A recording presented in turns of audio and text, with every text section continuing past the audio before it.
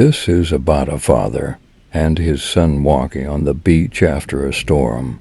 Look, Papa, they'll die if they stay here.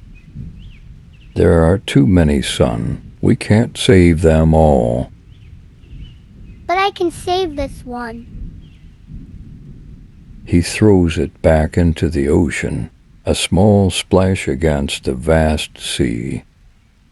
They walk on, and the boy keeps picking up starfish, throwing them back one by one. His father watches, saying nothing.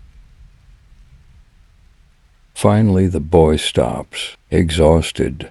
Papa, is it even worth it? There are still so many.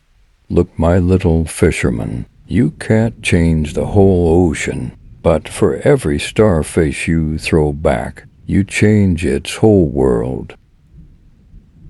The boy looks at the starfish clinging to his hand, its wet body cool against his palm. One starfish at a time, Papa. One starfish at a time. And so they continue, father and son throwing starfish back into the ocean, one by one making a difference in their own small way. Great acts are made up of small deeds.